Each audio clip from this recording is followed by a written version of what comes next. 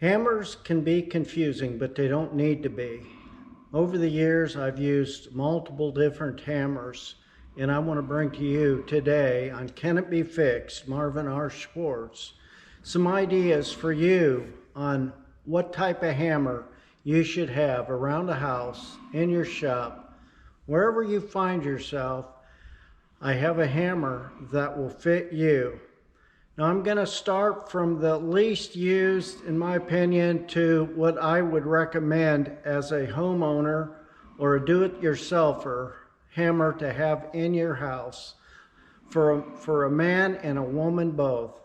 So the first hammer that I have and I want to bring to you is what's known as a tack hammer.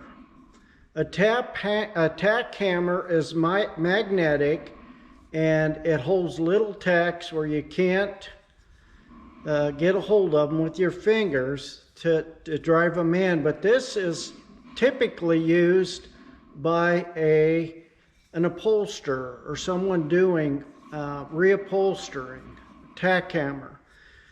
The second hammer I want to bring to you is a ball-peen hammer. A ball-peen hammer is something you would use on metalwork. It's a little softer, not quite as dangerous to use on hard surfaces like you would find in your construction hammers. A ball-peen hammer is a handy hammer to have around in your shop. I would recommend that. Another hammer is a mallet, just a rubber mallet. The rubber mallet is used for soft surfacing where you don't want to scuff or ding up something. Everybody in their workshop should have some type of rubber mallet for pounding in those delicate items.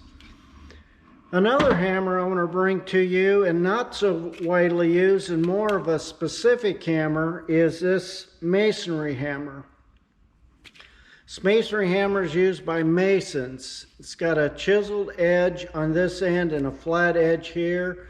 It works really well if you're chiseling away corners on stone or brick or whatever. You can actually use this to make a score mark on a brick, tap it, and it'll break right at that score mark. This isn't a hammer that you would typically have in your home or your shop. Another hammer that's specific is the roofing hammer. Back in the day, we used these to put on all our shingles, and the reason being is this little tab right here is adjustable. So to gauge how high you'd want the next one shingle overlapping another, you would bring this to the edge of this shingle that's attached, and this would come to the shingle you're going to attach. So you line one end up, you put a nail in, you go over here, and then you can drive another nail in. That shingle's right where it goes, bam, bam.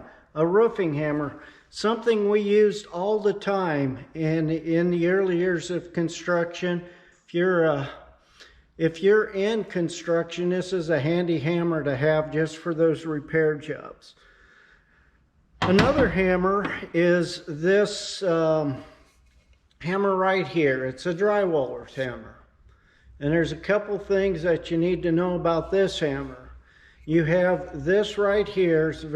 It can be very sharp. You can actually score the paper with this on your drywall and break it and cut it. So that comes in handy, or if you got a little chiseling to do. But more so, this hammer has a special head on it. And it's that once you put that nail in, it puts a little dimple in your drywall to give you enough room to skim coat a little layer of drywall compound over it so you can sand it and make it even on the wall so when you paint, you don't notice it.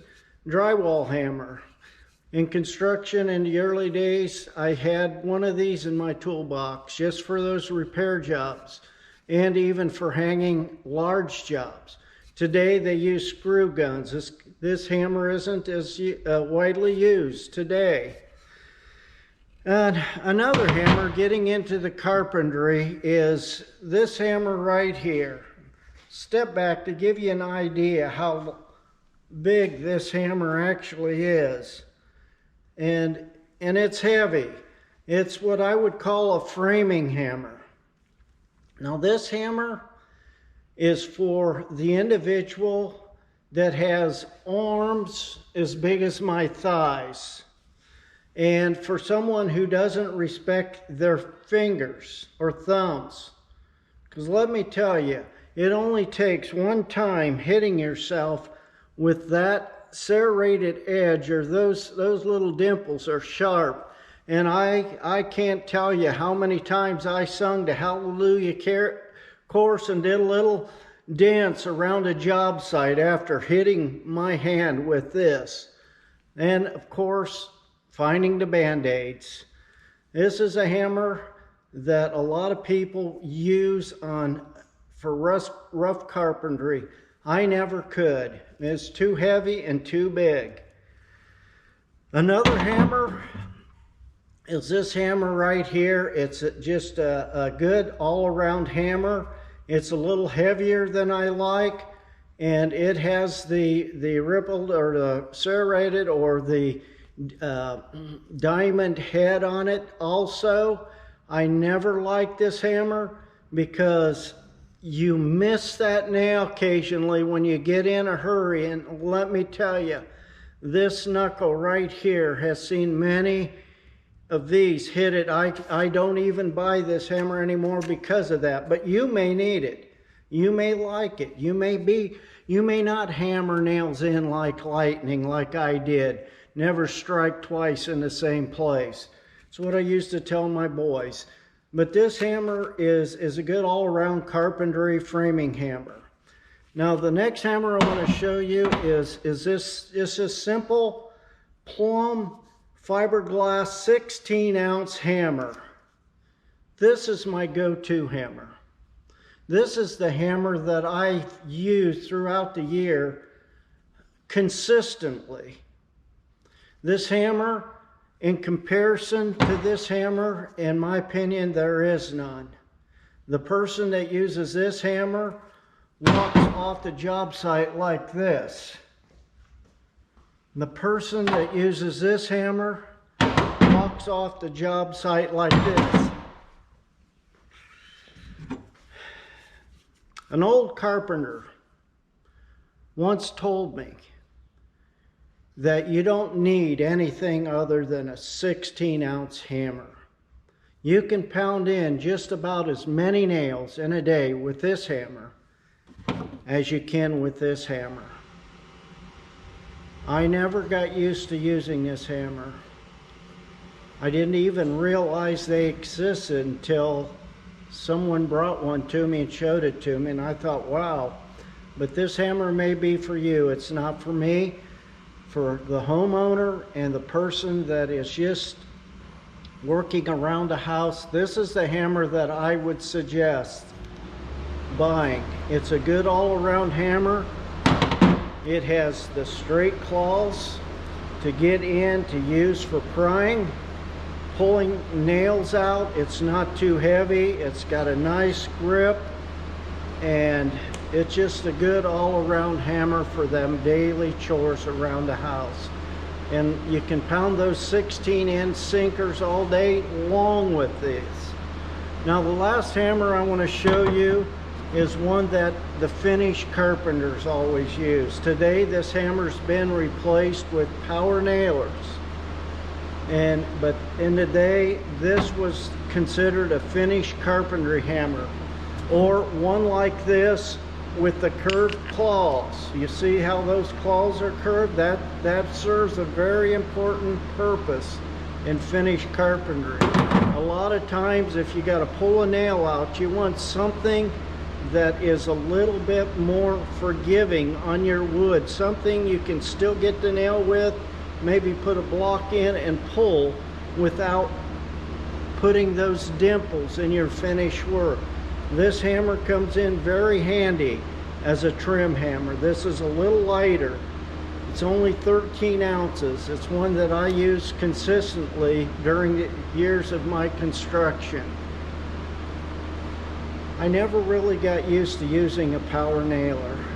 Today this hammer's been replaced by the trim. So the recap, this hammer is what I would recommend you to have in your home. If you want to go to a little lighter hammer, this makes a perfect hammer for you ladies to put in your toolbox. Don't worry about anyone laughing at your hammer or making fun of you. This hammer will get anything done you want to get done around the house. This one will get the job done outside around the house, in the shop, small repair jobs, anywhere you go, this hammer is a good hammer. Another hammer that I recommend in the shop is this one right here, as I mentioned previously, and this one right here, the mallet and the ball peen. They make all different sizes. This one here's a little smaller, but they make a lot larger ones. I wouldn't be without them in my shop. So the 4 hammers that I recommend are the ones that you see in front of you. These 4 right here. They will do the job for you in your shop. They will do those jobs that challenge you in fixing what is broken. I say, can it be fixed? Absolutely. Tune in to future videos where I'll bring to you some of the tools that I use to fix things and some of the materials. I would really appreciate it if you would hit the like button, hit the subscribe, and hit the notification button to support what I'm trying to bring to you. It's comforting to me to know that I may be helping someone in their projects, and that's one reason why I name my channel Can It Be Fixed? Sure, it can be fixed. Sure, it can be fixed, and you can fix it. Subscribe, like, and hit the notification button. Till the next video.